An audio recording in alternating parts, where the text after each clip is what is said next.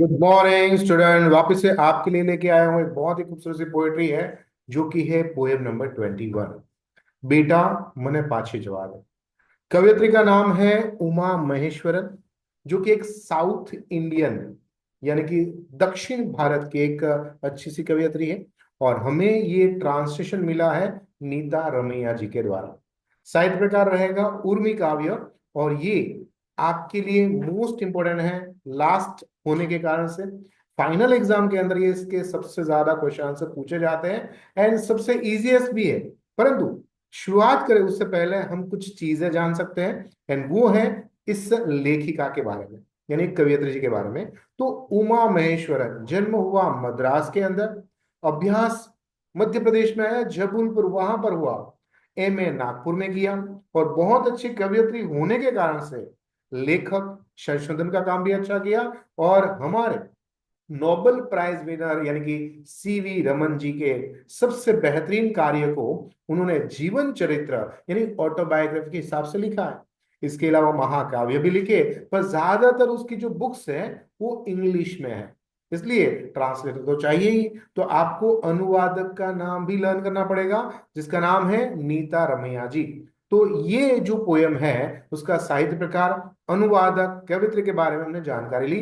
तो ये पोएम में है क्या? तो 2 मिनट का टाइम दीजिए और मैं आपको छोटी सी जगह पर हिंदी के अंदर ये पोएम का थोड़ी सी बात बता देता हूं। फिर अगर आपको वीडियो नहीं देखना है तो आप बंद भी कर सकते हो, पर अच्छा लगा तो आप पॉइंट बाय पॉइंट समझ भी सकते हो। तो एक अच्छे लेखिका होने के कारण से यहाँ पर भारतीय जो संस्कृति है, कल्चर है, जो भारत देश है ना, उसको खेती प्रधान, कृषि प्रधान देश कहा जाता है। दूसरा उत्सव का, और तीसरा वो है गांव का। तो गांव और शहर धीरे धीरे करके ये संस्कृति के अंदर बदलाव आ रहा है। और वही चीज को यहाँ पर बताया गया है कि एक लाइफ हमारी है विलेज की, तो दूसरी है सिटी की। आप दोनों का डिफरेंसेस बहुत ही इजीली देख सकते हो। पर तुम्हें पैसा कमाना है, नाम कमाना है, एजुकेशन कमाना है, तो लोग भाग रहे, दौड़ रहे सिटी की ओर। पर हाँ, शांति चाहिए, घूमना है, अच्छा खाना है और मन की पीस चाहिए, तो आपको गांव में जाना पड़ेगा। तो ये लाइफ हमारे जीवन में है, हर जगह पर है। कहीं पर भाग दौड़ है तो कहीं पर शांति है, कहीं पर खूबसूरत से मकान है तो कहीं पर ऐसे मकान है जो हमें मन को शांता यानी शांति प्रदान करती है। तो देखते हैं हिंदी के अंदर इसमें क्या क्या बताया गया है। देखो, गांव और शहर का अंतर क्या होता है। एक तो पर्यावरण, गांव में स्वच्छ हवा, हरियाली होती है, जबकि शहर के अंदर प्रदूषण की मात्रा ज्यादा होती है। रहन सहन, गांव में सरल और शांत जीवन होता है, जबकि शहर में भाग दौड़, समय के हिसाब से मेट्रो के साथ, सिटी के साथ आपको भागना पड़ता है। आधुनिक सुविधा, शहर में बेहतरीन शिक्षा, स्वास्थ्य और टेक्नोलॉजी मिलेगी, जबकि गांव के अंदर सीमित मात्रा में ही होती है।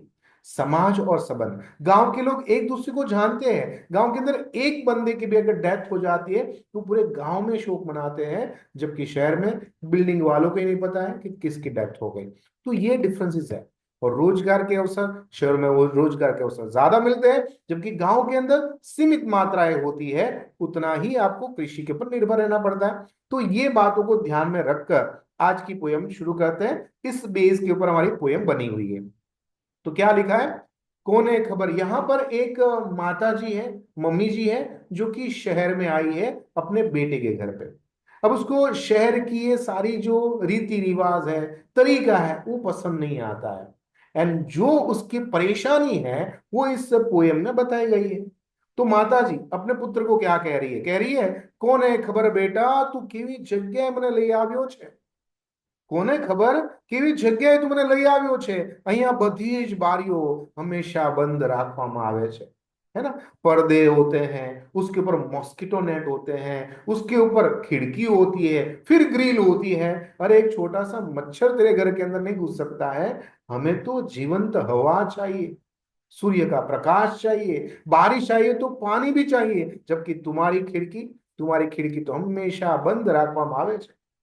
અને ગામડાની અંદર, ગામડામાં બારી અને દરવાજાનું ખૂબ મહત્વ હોય છે। કઈ રીતે બતાવ્યું છે કે જો આગલા બારણા પર હંમેશા તાળું વાંસ્યું હોય છે। हमारा गामड़ा में तो शू हो, सुस्वागतम या फिर ભલે પધાર્યા એવું લખેલું હોય છે, વેલકમ એ પણ લખેલું હોય છે, બંને બાજુ શુભ લાભ લખેલું હોય છે, અને અહીંયા શહેરોમાં તો પાર લખેલું હોય कुतराओं सावधान, बीवेयर ऑफ डॉग, क्या हम कुत्तों को मिलने आए हैं?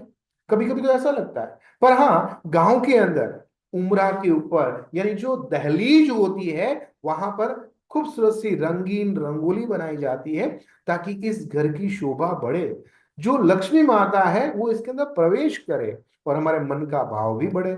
तो ये है गांव की और शहर की संस्कृति का फर्क बताया।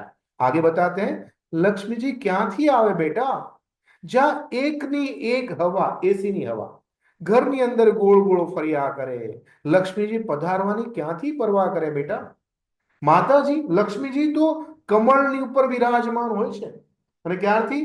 આદિકાળથી દૂધના સમુદ્રને દુગ્ધ સમુદ્ર કહેવામાં આવે છે, ત્યાં તેનો વાસ હોય છે।